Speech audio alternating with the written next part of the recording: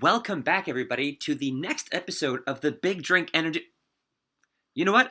I can't even say that today because turns out you're not getting a Big Drink Energy episode. Believe it or not, BDE is not the only energy drink podcast on the airwaves. Well, now we are, but that wasn't always the case.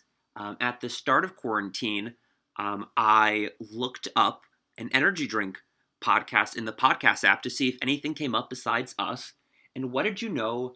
Energy Sesh, hosted by the Beverage Bros, Sam and Josh, they came up before BDE. And I'm like, what the hell? There's another podcast out here covering the same thing as us.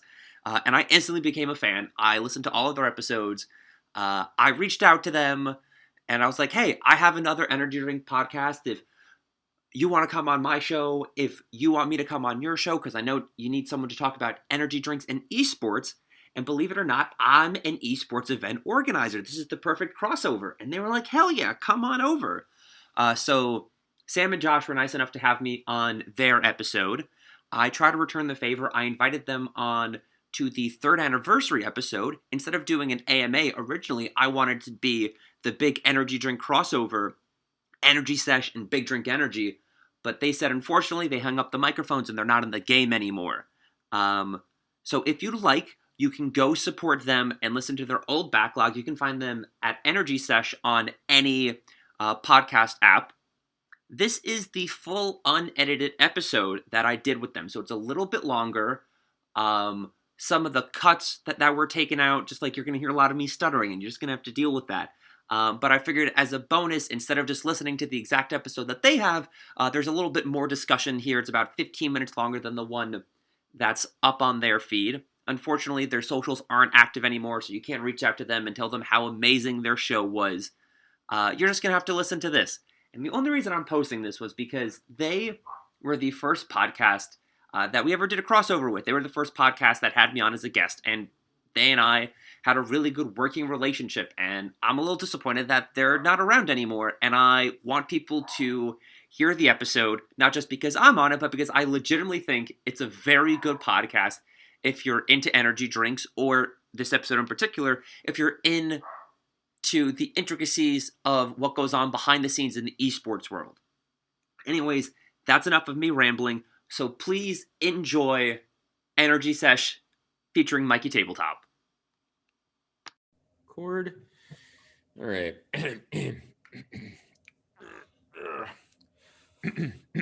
Sibilance.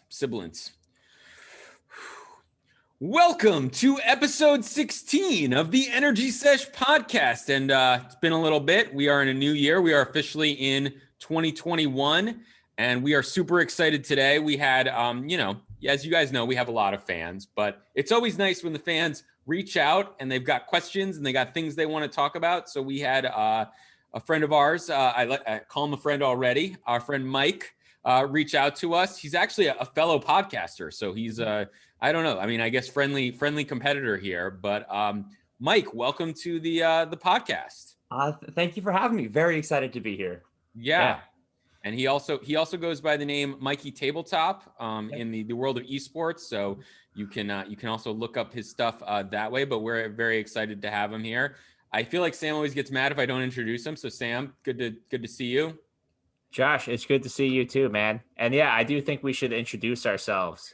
You know, you're Yes. you're energy bro one. I'm Josh, energy bro two. You are Sam. We are brothers. Energy bros in real life, not just fraternally. and brothers in beverage. Yeah. And brothers in beverage. Yeah.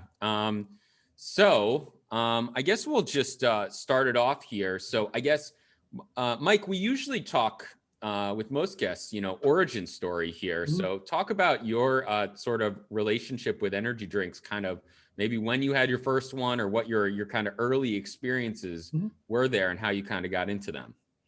So originally, I got into the energy drink game kind of late. I only started drinking energy drinks a few years ago, like during finals time, back when I was in college. And then I was drinking like just the standard Monster, the standard Red Bull.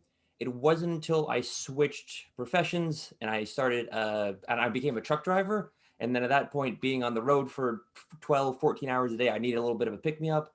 And depending where I traveled, different gas stations had different energy drinks. Wow, so that's exciting. when Yeah, I Yeah, know. that's not. I'm. That's fascinating that you Jealous. just got to see that cross section of America Yeah. And and really explore. so up until for the last 3 years, I live down south, but I recently moved to New Jersey, and just the difference between the energy drinks at gas stations in the south and the north, like South Carolina and North Carolina, that's where we were. Way more energy drinks than I can find in New York, New Jersey, Pennsylvania, where I am now. Yeah. Interesting. Just more variety, different new Yeah. brands that you've never heard of or Brands never I've see never heard of, elsewhere. more variety, and like argument's sake, if you went to like they have QT gas stations down there. They don't have Wawas. If you go to QT, they'll have argument's sake 7 little refrigerator doors of energy drinks, whereas up here there's normally only about 3 or 4. Yeah. So they just Yeah. got more of everything down there. Wow. Yeah. And I feel like there's a lot more like smaller brands. Like Mhm. I feel like here the bigger brands like really dominate the shelving. I mean, even Wawa in the Northeast is very like they claim to be like energy headquarters, but they're like very corporate. They're not letting like random brands in there, you know? Yeah, I really think that's not a good title for them, energy headquarters, because they don't even have that wide a variety of flavors. I think we should really reach out to someone at Wawa and just say, hey, Sure. take it down a notch. Take it They're not the down. headquarters of energy. Maybe they're the local retailer of energy. You can write them out. Have either of you ever heard of the Energy Drink Outlet? It's an online store that exclusively sells energy drinks. No. How's No, the no, is we've it, not. is it more about finding those obscure kind of exotic drinks? Mhm. I bet you the pricing is a little bit like because it's a shipping nightmare, but like is Yeah. it yeah. So I remember so my favorite energy drink is Venom, but I can't find Venom anywhere in New Jersey. So Yeah. when I went on to Energy Drink Outlet, and I was going to like order a shipment to my house, and they have like a bulk buy where if you buy like a 6-pack or a 12-pack, they reduce the price. But because Venom's already $1, if you go through their like buy your own 12-pack, it's defaulted so everything's only $2. Because normally if you get like a $3 Red Bull or something, it's cheaper. Yeah. But it was double the price of me to buy Venom through these guys because of the shipping and handling costs. Oh man, that's tough. But yeah, Venom, great choice. I'm trying to think in my life, I've only randomly run into Venom. Like maybe on the West Coast, I've seen it. I can't even It was remember exactly. here. It was in the Northeast for a period of time. We honestly thought it was like discontinued or like very fringe, like regionally distributed. But like we felt your pain. That like Venom. I didn't even actually know it was $1, but that's a tremendous value. Like I thought it was a great drink, kind of as it is, you know. Yeah, just doing everything right. Yeah. But yeah, that's great to know. It's unfortunate you can't really get you can't get the bargain that you would get in store. What also I'm sure you got exposed to, because I think another downfall of the Northeast, where we are, is just that even just the variety of flavors. Like when we did our year-end roundup podcast, we realized that a lot of the even the brands we tend to play within just locally just we don't see a lot of the flavors that at least supposedly exist according to their website. Mm-hmm. Yeah. So I mean, really, it sounds like it started as a functional need. You're cramming for finals, Yeah, definitely. But then you kind of started getting exposed to just the variety. I work with a guy who I think he was in the military, and so they got like certain like free. I think they got like Rip It for free, and so he got very used to these like kind of like really like bargain basement energy drinks. And so a lot of times you go into a convenience store and it's like 2 for whatever. So I would like pick up one, I'd give him one, and he really same thing. He's like, I had no idea there was this world out here of all these other things, because he was so into his Rippets that he had used in the military. Yeah. Well, once you get onto your flavors, you tend to stick with them, or at least certain people do. I think it takes a certain type of person to really say, what, I found something good, but what else is out there? Yeah. So one question for you, and I mean, I guess this is maybe more of like a lifestyle thing, but obviously you're a gamer, and we did have Shan on an earlier show, and he's a gamer. I'm going to say he's like not a real gamer, because his energy knowledge of gamer was not good. I mean, I'm sure he actually plays games, but he told us like Red Bull was running the show. It was very strange. But G Fuel, powdered energy drinks, doesn't seem like that's your jam. I'm curious your attitude towards them, because I feel like when we had Mitchell on, he was all about like G Fuel and this like, I got to say, I mean, it's an exciting world. It's still powder and it's still kind of annoying, but like, what's your take on sort of the powder world? So funny enough, both like in my personal life of drinking energy drinks and in, let's say, my esports professional life of like running events and working at events, never run across the powdered energy drinks. I've never had it, and none of the events I've ever been to or worked at were sponsored with or worked with G Fuel or another powdered drink. Wow. Interesting. Sounds like it's a fractured universe, that, yeah. There's so many, like, people use the term esports just to refer to like competitive video games, but when you get to it, there's a bunch of different subgenres. Let's say like you have first person shooters, like you could have a Call of Duty or Halo tournament, or you could have a fighting game tournament with like Street Fighter or Smash Bros. And those have two different sets of sponsors, two different sets of markets. And the G Fuel, from what I looked into, deals mostly with team-based games on like a larger scale. Where the events I'm a part of, it's the fighting game community. It's one-on-one. Okay. So there's just a different market of sponsorships and different people supporting that. That's Do you think, is there any, I guess, functional reason with the I don't know, the fact that the powdered energy drinks are better for, sharing among a team, meanwhile the individual drinks just somehow work better one-on-one? One person's Monster, one person's, Red Bull or something. It just kind of. Possibly. I remember in the episode you were discussing if they had the big Gatorade things of the G Fuel that they'll dump at the end of that. Yeah. Maybe if you have a team, you can have a big tub of it and just use a little. Yeah, exactly. Or like one of those little things with the that you spout just at the bottom. put in. Yeah. Yeah, I don't, again, it would make total sense if they had the big jugs of stuff. But I guess maybe if you're sponsoring a team, it's just impractical for them to all have their own cans. Maybe this idea of this shared powder is compelling, but that's interesting. And it makes a lot more sense in that, like, if you're really talking about a bulk, getting a whole team energized, I guess the powder is. Well, what about just buying a case for the team? Hey, got a six pack, or you just got a 30 pack for the squad, and you can have variety that way. It's confusing, but it's interesting that you note that distinction of the individual ones going that way. So which ones are popular, I guess, more within the fighting games? Is it like Monster? I mean, they're pretty big in, I guess, a lot of areas, but are they also in that? Is that what space they're in as well? Yeah, so most of the fighting games, the biggest one is definitely Red Bull, with Monster by a close second. But Red Bull, not only do they partner with players, so they'll sponsor an individual player, they'll be partners with teams, and Red Bull is actually large enough that they'll run their own events.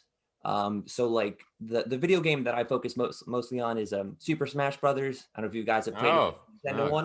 Great game. Yeah. I've not followed the iterations, but we were definitely in on the OG, if you will. The N64. Yeah. So Red Bull is like heavily involved with that, and Red Bull has run at least 2 big ones, and I know of like 4 smaller ones where it's like Red Bull presents, and then it's just a Smash Bros tournament. And so because Smash Bros it's a one-on-one fighting game, and there's no teams, there's no kind of like schedule where, like in baseball, the Yankees will have a schedule and they're in Houston this weekend, they're in California that weekend. Because it's an individual one, the players, it comes down to them, what tournaments they want to go to. Maybe people can't fly from New York to California, so they only go to East Coast events. So it's difficult to have rankings based on all of the players because they're not always together. Yeah. So at the end of the year, instead of having like a win-loss, like a statistical ranking, there's a panel of about 20 or 30 people, and they get together and they compare data and they vote on it. And that's how we come up with our top 100 list. And then for about 2 weeks, Red Bull, Monday through Friday for 2 weeks, will release like, hey, here's players 100 to 90, and they do little blurbs. So like the official rankings for Super Smash Brothers Melee is hosted on the Red Bull website. Wow. I did not know this at all. It's a fascinating system. I have to withdraw my Shan. I really think you owe Shan an apology for calling him, basically calling him a liar. Yeah, okay, withdraw that. So question though, are when Red Bull's involved here, and I'm sure there's some product giving out or sponsorship, are they just going with like the regular like plain old Red Bull, or are they ever trying to inject the flavors into that world? Because I'm curious, like the flavors how they're using flavors is always kind of baffling to me. And so I'm curious, is that involved at all? So the events I've seen with Red Bull, I've seen the normal Red Bull and then the Red Bull Zero Sugar one. Okay. And for the events I've done with Monster, they've provided the normal Monster, the Monster Ultra White, and I think once they provided Monster Ultra Purple to go with it. But for the most part, it's like the regular flavor and then like a 0-calorie option. Gotcha. So they're keeping it simple. They're not trying to like, hey, here's a new flavor and like promote that. They look at that as more, that's maybe the, I guess, mainstream market, but esports, it's really about getting the core stuff out there. Yeah, just getting the brand loyalty, I suppose. And I guess you're kind of curious also, on this show, you might hear us talk a lot. Josh is very much a chem guy. I'm also, a chem guy in most senses of the word. But at the same time, like, I'll consider a full sugar drink. I'll also consider more natural stuff. When it comes to esports, you mentioned that they kind of basically come with the regular and the sugar-free. Do you find that there's, I don't know, either is one a lot more popular, is a lot more chem guys in the gaming space, or is the regular the way to go? So this is going to be a funny distinction, and I'm sure this is very specific just to the occurrences I've seen, but like when I see people bring an individual energy drink themselves, they'll bring like a default Monster or default Red Bull. But at the events where there's a stockpile of it that was donated or provided, the sugar-free alternatives always go much quicker. Yeah. Interesting. I have seen the dynamic in the office as well, is that the diets always get like crushed, and the sugar, because I think some people are strict chem guys, right? And won't touch the sugar. But then the sugar ones, I don't know, there's certain people who won't touch them. So that's interesting. And I feel like in the gaming space, and even if I was having a Red Bull, like I would probably just have a regular sugar Red Bull. Like it's small, it's whatever. And I could see that they would be all about the, I guess the regular versions of things if it's relevant for the brand, right? Josh, question for you. I'm going to turn the questions on you for a second here. Which one do you prefer, Red Bull sugar-free or Red Bull Zero? I just remembered that there were two of them. I don't know if I have significant enough experience with Zero. I feel like I've had it, so I'm fine with the sugar-free. Okay. I can't remember having, Mike, it's in like a dark gray can. Like the Zero versus the sugar-free. It sounds like they don't even provide the Zero. Seems like I very rarely see it. Yeah, I was thinking the same thing, but I just thought maybe it was more of a chem guy type of vibe. But I guess you're just not really a Red Bull person in general, right? I'm not really. I would probably reach for like the flavors, and half the time, I have to take on their full sugar versions of the flavors. So it's it's a desperation move. I do it just to keep my I'm a tolerant guy. I'm just trying to keep my hey, you put a flavor out, Red Bull. I had the Arctic berry. It was fine, whatever. Got the job done. So interesting. So this is like this. I feel like Sam, every time we kind of like peek into the world of esports, we just realize how little we know, like how much. Exactly. For the what is it? The rabbit hole goes. Well, I think we really showed our naivete when we were talking to Mitchell and we were asking about clans, and we just I can only imagine someone who actually knows gaming is like, what are these guys talking about? We're like, so these are groups of people where they like to play on the team together. Well, so let's bring that up for the fighting games, because it sounds much more individual. But are there clans, or there alliances within that? Are there groups, or not as much? Yes. So those clans, they're pretty much sponsorships where, like, let's say, because tournaments happen all over the world, if you're just Joe Blow from New York, you might not be able to fly all over the world. But if you get a deal with Red Bull, a lot of times they'll cover the costs and you advertise for them, or they take like X% of the profits. So a lot of I won't say there's a lot of crossover between the fighting game, just because it's smaller. It's a smaller like monetary pool than the big games. But a lot of the teams, the sponsorships are the same in both. So I actually looked up the 10, I don't want to say most winning, because that doesn't sound right. The teams that have made the most money in esports. There's a website called Esports Earnings, where it's not 100% accurate, but from what I understand, it's the best thing to gauge it with. So I looked up the 10 best earning esports teams, and of them, 5 of them currently have a partnership with an energy drink company, and then one of them used to have an energy drink sponsorship, but then that contract ended a few years ago. So a lot of those 10 of the 10 big ones are in the same world of both the fighting games and the League of Legends, the Call of Duties, the other ones that your previous guest was talking about. Got it. Fascinating. So Mike, so what's your, I guess, you clearly you're in the space, about kind of the let's call it the business side of it, or at least the what sponsorships are going on. But what are your preferences here? You've had this wide range of experiences. You've also, gotten to see these events and get these I guess you call a lot of free energy drinks from that source. Where do your alliances tend to lie from an energy drink And we've gotten perspective? Venom. It seems Yeah, like we know Venom's Venom's your kind of favorite artisanal energy drink, but what else? Okay, so this is a funny story. We actually bring this up in the first episode of the Energy Drink podcast that me and my co-host do. He's also in the esports world. That's how we became friends. And before I became a truck driver and I was just getting energy drinks just because I needed one, I was at the gas station and I had a Monster and a Red Bull in front of me, and they were roughly the same price, and they roughly do the same thing. And the deciding factor in me picking Monster was that Monster was partnered with a specific player that I liked.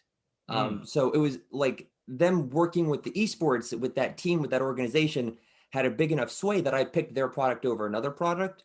So before I went deep into the world of energy drinks, and I was just like just whatever the gas station had, I would normally go with Monster because they were working with the team I liked at the time.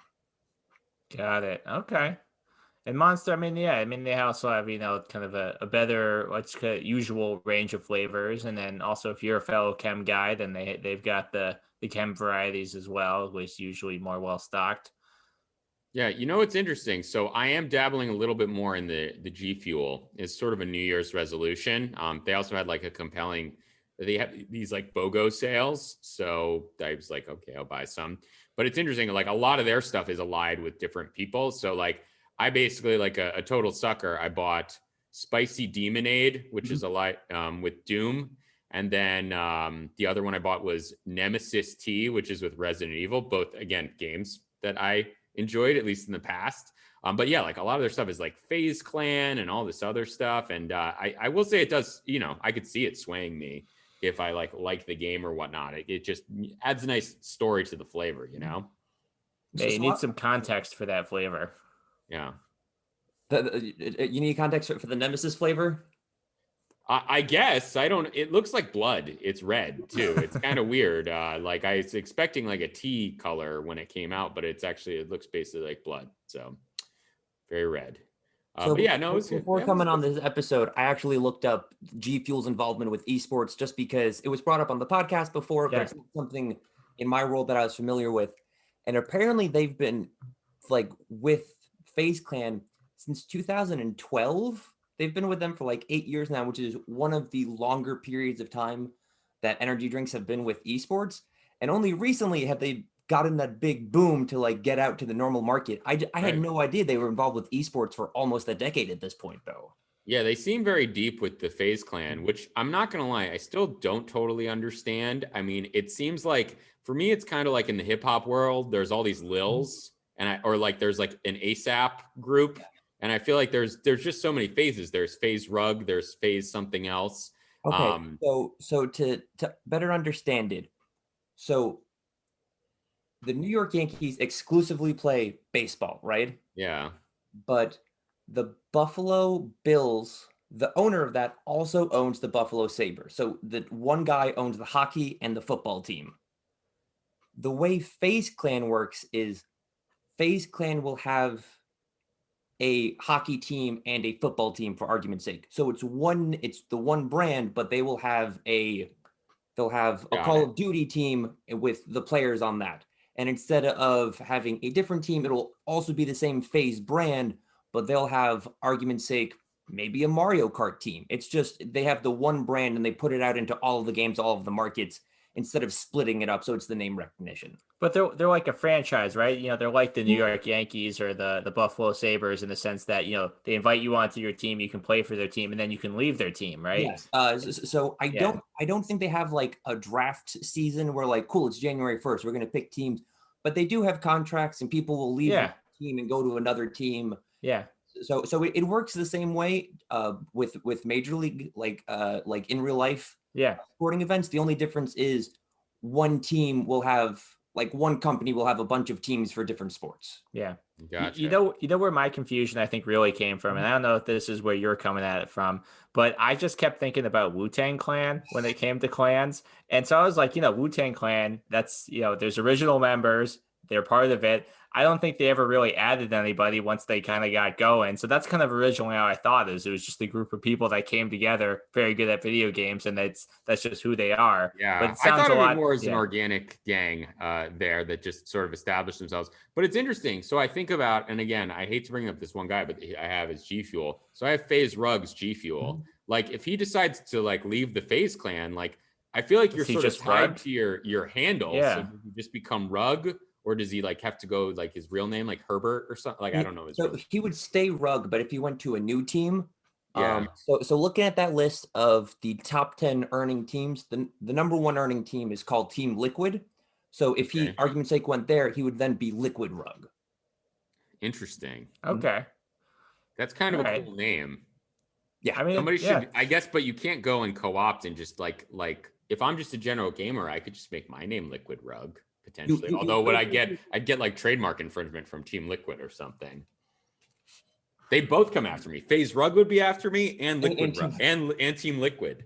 I'd be so hated. I think you can't just claim to be on Liquid Clan, Josh. I don't think you're allowed to do that. Can you sell? Do people sell their handles, or is that a thing on social media or on? Oh no, like if you have your gamer handle and somebody's like, I want to be Scorpion Man or whatever. Have you ever seen a secondary market for that where somebody's because people must retire and stuff? I don't know. And I feel like there's probably there's only so many words out there and somebody probably really wants a name at some point. I don't know. So the only time I can think of players changing their names is if they had to make it a little bit more professional when they were joining one of these esports teams. Okay. Like there's a top player in Smash Bros. And his name was originally Dr. PP. But then when he started going to more events, it was getting a little bit more professional. He changed his name to PPMD to make it just seem So, and then when he started traveling more, he had to become a little bit more esports, a little bit more professional. Okay. Gotcha. There you go. That's an interesting fix, PPMD. I thought maybe he changed his name to Dr. Pepe or something. I don't know. No, PPMD. Yeah. Okay. Yeah.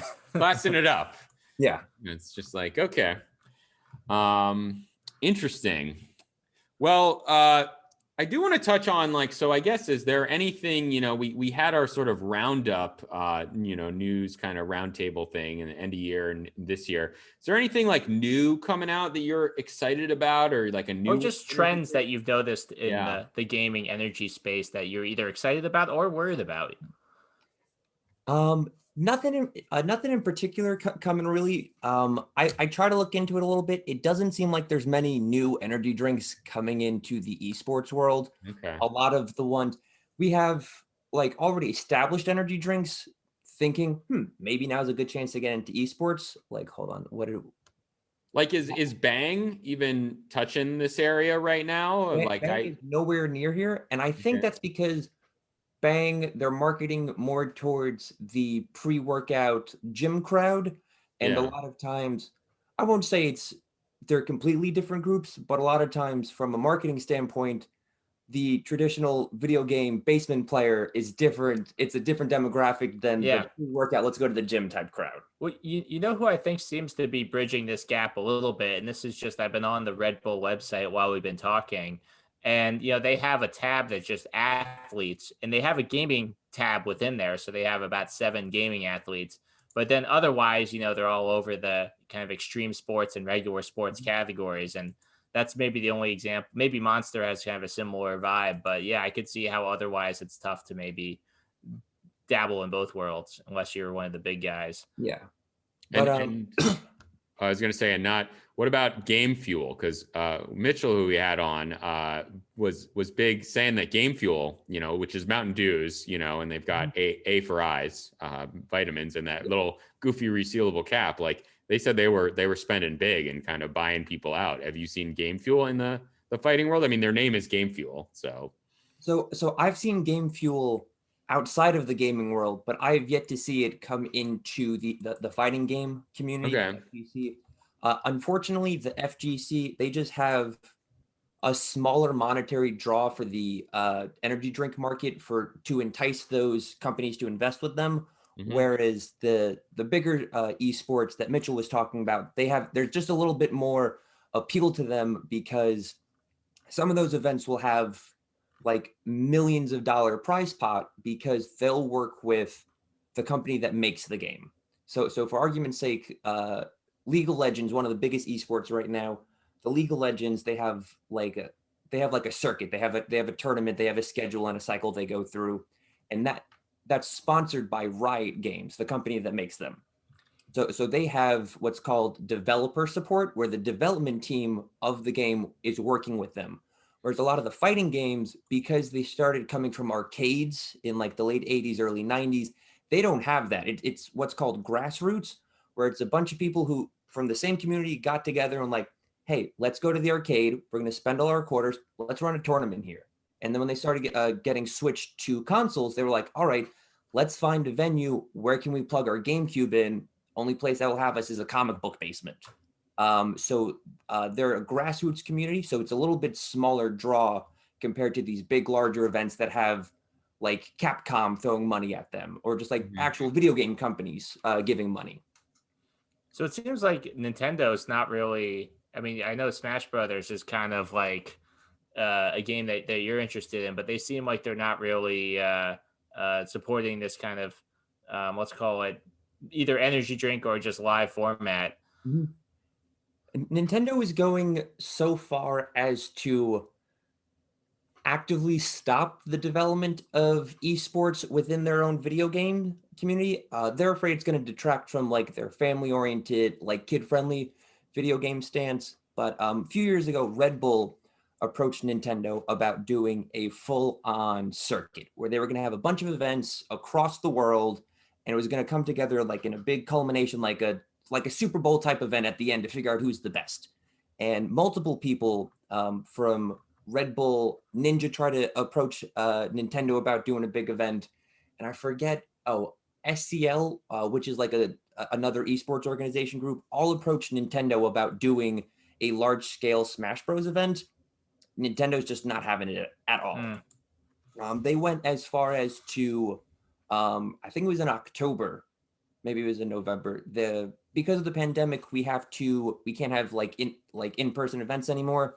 So someone was able to come up with a way to play the Super Smash Brothers game from 2001, the GameCube, the real old one. They figured out how to make it work on the computer so you can play online.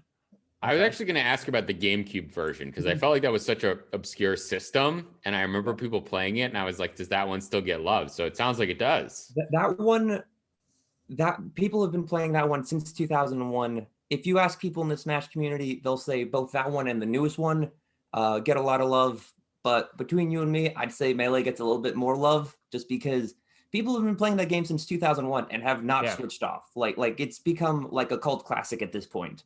So they continue playing it. Someone like went online and they worked out the online code or whatever. So you can play it on your computer and you can play online with friends. And we were going to have an event called the Big House. They've done 8 or 9 of them so far, and they were going to do this year online. And Nintendo sent them a cease and desist letter, like, hey, don't do it online. You can't do it. So everyone was upset with that. But from that, they actually set up the Super Smash Brothers community. They set up a fundraising week where one of the big streamers set up a big tournament, and he goes, all of the money is going to go to charity. Nintendo, I double dog dare you to shut me down. This is going to be a bad PR stunt for you. And then through a week of fundraising, the Smash community raised about $308,000 for different charities to go to. And all because of one guy was able to come up with a way to play this game online. Yeah, that's Yeah, like Nintendo is going out of their way to prevent the expansion of the esports side of Smash for whatever the reason. Well, I guess there's two things. You know, there's the esports side, which I do think is interesting, but then just directly related to the topic of the show too. They just also don't seem to want to be associated with or partner with I don't know, energy drinks in general. Where maybe it's just too adult themed to want to contaminate their kind of kid friendly image. Interesting. That's actually a good point. A lot of times, like I know for a while, if you bought Monster, there was a picture of Master Chief from Halo on the can, and Monster had some promotion with Microsoft where you were doing that. But the only places I can think of seeing a Nintendo advertisement, like in the supermarket, is on Lunchables, which is again very oriented towards kids. So it's funny you bring that up. I never put that together. Well, also, I mean, personally, in my snacking experiences, I feel like I've also had the little Nintendo fruit chews as well. Those are also pretty delicious. The fruit snacks, yeah. Fruit snacks, yeah. So yeah, similar type of snack, similar demographic, which I guess has also worked on us. Yeah, no, they're just a family friendly company. I don't know. That's too bad though. I gotta say, I was actually having this conversation recently with my wife about what gaming system we would first get for our children, and for some reason I was thinking, I was like, oh, Nintendo seems like it's just more for like little kids, or like that's like a place you start. Where I'm like, an Xbox just seems like there's too many mature games out there and they're not ready yet. But this is also just me not knowing at all what the ecosystems look like these days. I do remember that the Super Nintendo versions of fighting games were always much worse than the Sega versions back in the day. Yeah, did they even have Mortal Kombat on the? It was bloodless. There was no blood. No blood allowed. They had to go through and censor a lot of the graphics for that. There was also the same issue with the next version, the Nintendo 64. The 64, they had to censor a lot of the fighting games also, specifically for the Nintendo consoles. No, yeah, I remember that. It was always like they had to do something weird to it. I no always blood code.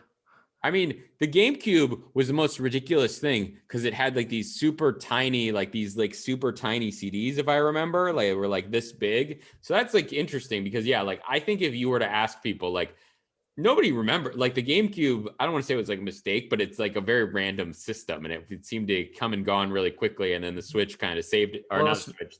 Super Wii. Smash Bros. I feel like was the game though for GameCube. It might have saved the system entirely. Both of you were correct on both of those points. For Nintendo, the GameCube was not a very good. It didn't sell very well, but at the same time, Super Smash Brothers was the best-selling game on that console. Yeah, because it seemed like they were like down and out, and then like the Wii like saved them. Like they came up, and it was again the Wii was like moving in the opposite direction of where games were going. It was very focused on like I don't know, kids or family or what have you. Interesting. I have seen a Nintendo and I Googled it. There was a power up Super Mario thing, but it seemed like that was very short lived. You can buy it on eBay, but it looks like it was 2006 or something like that. But yeah, I definitely think they're sensitive there. Oh well. Question. Does Pokemon fit into the gaming fighting community, or is there any like esports on Pokemon or not? Is really? there like a Pokemon Snap like competition out there that's like like an art gallery? That's a real unique style of game. But I think about it. I only bring it up because Pokemon is technically a separate company from Nintendo. I used to live in Seattle, and they're actually like two distinct companies, and there's some kind of like licensing agreement with them. But like, you could work for the Pokemon company that is totally separate from Nintendo. So for that, funny enough, I could be wrong. This isn't really my wheelhouse, but I think the Pokemon trading card game has a larger competitive. Oh, they must have a league. Yeah. Yeah, they have a larger competitive league than like the Pokemon video games. Yeah. Little while ago, Pokemon, they came out with this game called Pokken, which was a cross between Pokemon and Tekken, the fighting game. And that they tried to make that a thing. Again, Nintendo wasn't doing anything terribly big, but they had a few events, they had a few tournaments for that. But that was a big event for maybe 2 years, but it kind of fizzled out where like people still play, but it's difficult to find tournaments for that. It's not very large in the competitive scene. Interesting. I was actually going to ask about, I fondly remember Tekken Tag being very competitive at the arcade back in the day, and that being a big thing. But Tekken is kind of small or not really a thing anymore. So within the fighting game community, Tekken is one of the larger games. Street Fighter is the clear number one. Street Fighter is Okay. the king of fighting games. And then underneath that, Tekken and Mortal Kombat are like the next two most popular ones. So within the FGC, it has a large chunk. It has a large player base, but in the esports at large, compared to other games, it's not very popular. Mm-hmm. Got it. And the FGC, for our listeners who don't know what that is, It is the fighting game community. Yeah. Fighting I game, was assuming okay. it was Fighting Game Council Commission. I was thinking whatever fighting it is. game commission. Yeah, the commission. Like That's some cool. sort It's of very like international mafia. body. Yeah. Okay. Well, yeah, no, again, like I said, every time we kind of open up this like esports world, I'm just amazed at the like all the complexities and all the things going on and whatnot. So would you say if you're organizing a tournament, right? Like, because you mentioned you being involved in organizing a tournament, like, is energy drinks one of the first places you go for like sponsors, do you think, a lot of the times? Or like what other, I guess, products or areas like tend to sponsor tournaments? I would probably put it maybe like number 3 on the list I would go to. Number 1, if I'm running an event, I'm going to need to get TVs, I'm gonna need to get controllers, I need to get consoles, I need to get the games. The first place I would go to, there are specific companies who just, their whole practice is just providing setups for video game tournaments. So a lot of times you'll partner up with them because no one just has 30 TVs lying around. So you'll have to team up with one of them. And then up next would probably be another like video game or electronic specific team. Like you might need someone to, if you need cameras or a microphone to do commentary. A lot of times if you go to Twitch, they have the streams. That's like a separate team that you bring in to do that. So you would want that just to have a good production quality. And then at that point, when you're looking for just monetary sponsors, I would probably go to an energy drink after that. So Okay. I was running a fighting game tournament one time at a comic book convention in New York. So I was in charge specifically of the video game section, but it took place at St. John's University, and they used the whole campus. So there was about 4 different buildings. In each building, one was comic books, one was anime, one was cosplay. There was a bunch of things going on. And so the guy running the whole event told me he was going to partner with Red Bull. So Red Bull was going to give us the drinks. They were actually going to give us the TVs. They had setups and stuff. He said they're going to send Red Bull players. I'm like, oh, that's cool. This is going to be a big deal. And then I show up the day before the event to start setting everything up. And I talked to the guy running the convention. He was like, yeah, it turns out Red Bull had to pull out at the last minute. Apparently St. John's has a contract with a different energy drink that they have on campus. So per like contract reasons, Red Bull wasn't allowed on the premises. Wow. But the guy running the convention didn't talk to St. John's about that. So he didn't know that ahead of time.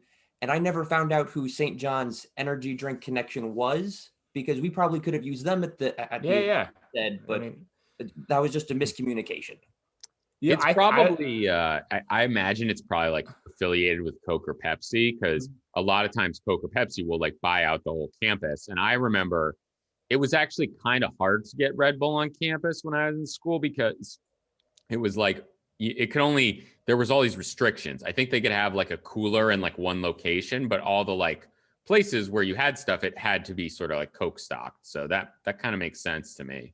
I figure the universities. So that's it. I gotta say, for some reason, when you were talking about this, I thought it was something like St. John's. I'm just assuming it's like a Catholic or a Jesuit university or something. I just thought maybe it was against their practices to have energy. That's where I thought that story was going. It was like they found out Red Bull was going to be here, or like Monster, how some people think it's associated with the devil, and which is like, no way, you guys aren't bringing that brother campus. Matthews or whatever was deeply offended when he heard about it. No, it was just something contractual. Just a contractual issue. Okay. What's funny on the other end of things, I was working at an event. I didn't run this one. I was doing the commentary. I was like I was like behind the camera, behind the mic, and that event was sponsored by Monster. So in between matches, we would go to like ad breaks where like we just thank and give shout outs to all the sponsors. And Monster gave us a printout thing to read. We weren't allowed to say Monster sponsored the event. Monster didn't sponsor it. Monster provided support. I can't remember the exact verbiage, but I distinctly remember us not being allowed to say Monster sponsored it. I think it was Monster provided support for the event. Interesting. And I just thought it was a peculiar way of phrasing it that's what Monster wanted to say. And because Monster gave us all of this Monster for free and like free advertising, they didn't charge us anything for it. They just had like a campus rep. This was their one request, so we had to follow that to a T. But yeah, there's some story of like something happened at one point where they sponsored an event and then they got in trouble or something bad happened and they're like, all right, well, from now on we can never claim to sponsor events. But yeah, that's strange. Well, I know something that's interesting is that Red Bull has always Red Bull got its start in sort of like nightlife, like these, kind of trendy fridges and bars, but they've always had like a double-edged sword relationship with like alcohol in nightlife. So they've always they won't ever, it's kind of like the fridge is there, but they won't acknowledge that it's there. You know what I mean? I know that was like a big sensitive thing for them. A friend of mine was like a rep and they couldn't be associated with any sort of like nightlife, but like if the fridge happened to be there in like a cool spot or whatever, that was okay. So I actually want to start back to sort of the origin of like our first communique, which is you mentioned that the worst energy drink you've ever had is Birthday Cake Bash by Bang, right? Mm-hmm. And you actually asked us for alternatives to that, or what we thought the worst one is. So I'm curious, is that still the worst one in your mind? I submitted the Samurai Cola, which I found pretty bad, but do you still feel like the Birthday Cake Bash is like the worst one at this point, or have you found anything new? I'm going to pull up my list because I have a ranking of them. Off the top of my head, it's probably still Birthday Cake Bash. But what's funny is the first sip of it tastes exactly like birthday cake. The first sip of it is really good. But by the time you get to that last sip of the can, it's the most disgusting thing I've ever had. The amount that it drops off is like absolutely stunning. So the first sip is really good. And then everything after like sip 4, I'd argue is the worst. So do you think it's just not a sessionable, so, in the alcohol industry, there's a term, it's like, is it a sessionable flavor? Or is it that literally there's like stuff at the bottom of the can where maybe it's like it's settled or something, and the last sip is actually bad because physically the composition, maybe the flavor is like weighted, like there's weird stuff going on down there? It's definitely that it's not sessionable because I sampled it out over probably about 40 minutes, and like even like in the middle of it was getting worse and worse. It's not like when you get to the end. I know sometimes with like teas, there's like actual like tea stuck at the bottom. You got to shake it up. There's nothing like that. It just got worse the more I drank it. But, it also seems like a flavor that is probably not good room temperature. Like some flavors are more tolerable room temperature, but I feel like birthday cake, even though I don't think of cake as needing to be cold, it feels like something I would want to be cold flavor. I'm actually curious, since you are sort of what? Oh, I was just going to add that actually I did try Birthday Cake Bash after your message just because I was curious. And listen, I'm a very positive guy. You might have heard on our year-end review that we tried to pick our worst one, and I was very delicate with how I said that because I didn't want to hurt anyone's feelings. But I just pulled up the conversation I had with Josh because I sent him a picture of the can. And I was like, oh, excited to actually try this. And my immediate reaction was, it's like there's a party in my mouth and everyone has food poisoning. I was like coming into it where I was like, okay, Mikey Tabletop says it's his worst he's ever had, but that was a little bit like, how bad it could it be? And I think I totally agree with you that the very first sip, it wasn't like it was, in your face terrible, but really with every single sip, it got worse. And I think, now at least I feel confident in like, what's the worst energy drink I ever had? Like that definitely, no one else has come close to that. So I think everyone should try Rockstar Marshmallow, which I've had before, and I feel like could be competitive in the sphere. But I'm actually curious. So one thing that I might throw on, Mike, I might throw on your list is I saw recently that Sheets has an exclusive, I think it's G Fuel flavor in a can, and it's licorice, which just seems like it has nowhere to go but bad. Like I think licorice, I don't know how on earth, but it's exclusive to Sheets.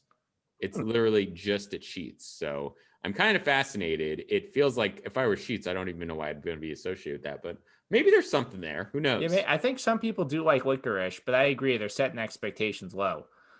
Yeah, but like licorice is polarizing to begin with. Liquid licorice, I mean, Yeah. it's like, oh, that's tough.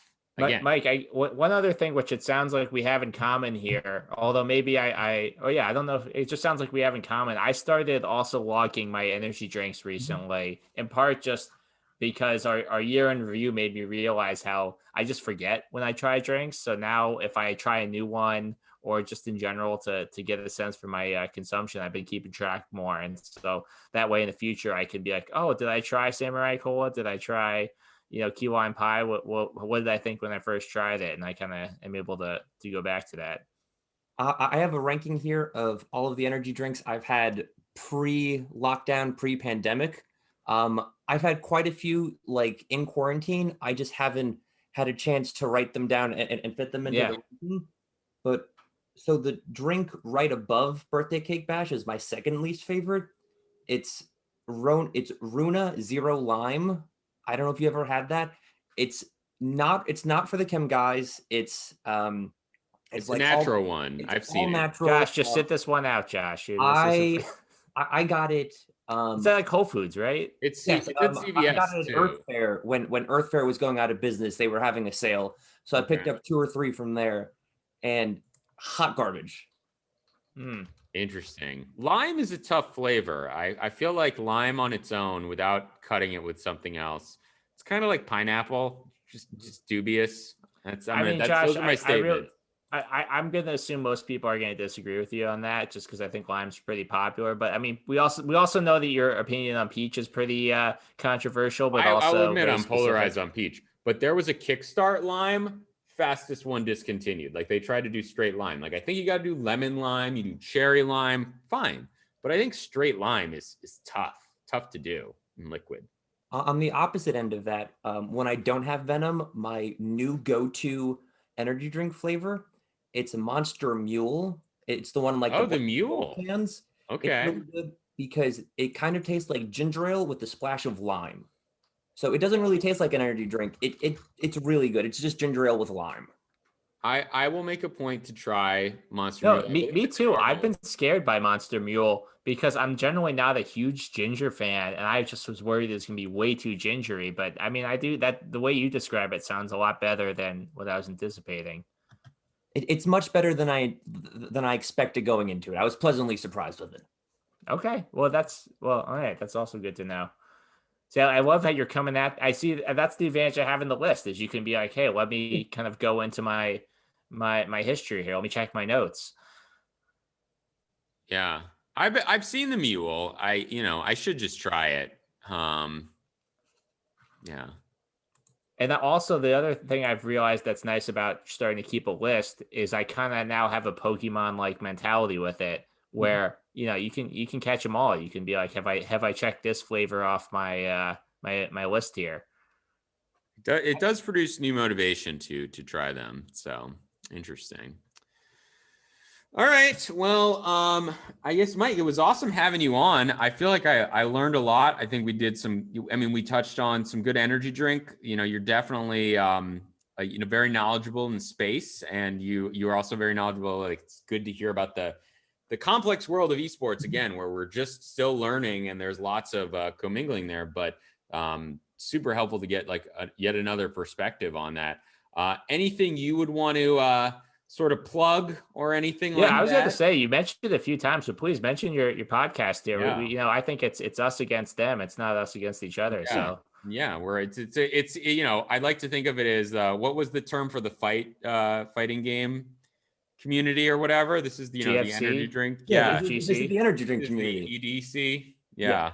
So So I mentioned a little bit previously, me and another buddy of mine, we host the BDE drink podcast where we we have 3 drinks and we review them live on camera.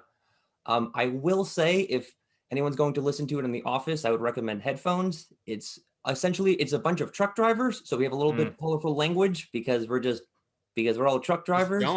telling it like it is. Yeah, telling it like it is. But sometimes it gets it's nothing. It's like nothing too vulgar, but sometimes there's just a little bit of a naughty word here or there. So I wouldn't recommend having that without. No, that's good to know.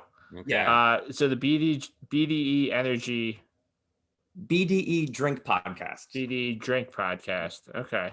And then I'm going to subscribe as well. Yes. I'm interested. I think you guys are. Yeah, I want to also enjoy your content as well. So we have the first 5 episodes up. I'd recommend listening to episode 1 and 5. I think those are our 2 best ones. Is there any like ties between the episodes or important plot points to be aware of? So there's a big buildup. Episode 5 is when we talk about Venom. We do Venom, Black Mamba, the Killer Taipon, and the Death Adder?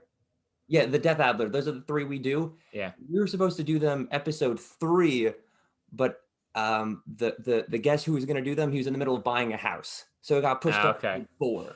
But at episode 4, he was moving, so he couldn't do it. So there's a lot of buildup to it, but there's no real chronological order. I could say even some of the episode titles, I can see why this isn't as family friendly. I did put the E for explicit content on there, but yes, I would recommend with headphones. Yeah. And on a non-podcast aspect, can I plug a video game tournament that I'm helping run? Yeah, sure. Go for it. We are next week. We're hosting an event. It's a week long. It's all Nintendo games, and all of the money raised goes to charity. We're running a charity event. It's called I Dare You, but Dare is spelled DAIR.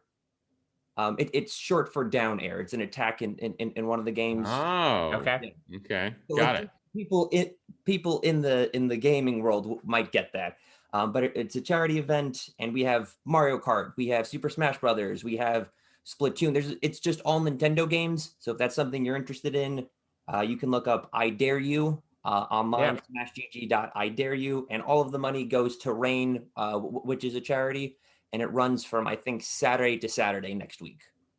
Very nice. I think, Josh, I know we can figure out how to do this. We'll put it in the show notes as well. Link to. I was going to say we'll add it to the show notes. I know you're not familiar with how that process works, but yes. Listen, you're a chem guy and our tech guy, and I know. Yes, you got it. We will add it to the show notes. But that's very cool. No, good stuff. And yeah, good to have another energy podcast out there. I will say, we appreciate it in terms of the community. It just sounds like you won't be sponsored by Nintendo anytime soon. Nope. You probably won't be sponsored by anyone anytime soon. A lot of times, if we have a bad energy drink on the podcast, we'll tell it like it is, and we probably scare away a lot of sponsors.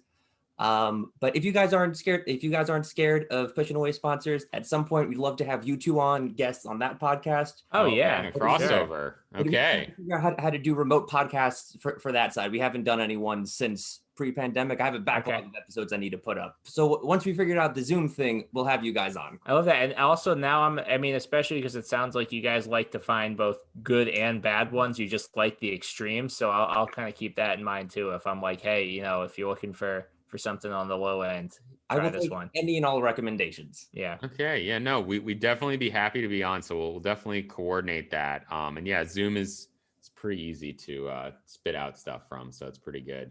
Awesome. Well, Mike, pleasure having you on. Sounds like we'll be in touch, or we'll have your people talk to our people, and but yeah, pleasure having you on here. Yeah, good luck with everything, and hope to talk to you again soon. Definitely. Thank you for having me. It was a blast. I was looking forward to it all week, and keep up the good work. I love your podcast. All right. Thanks.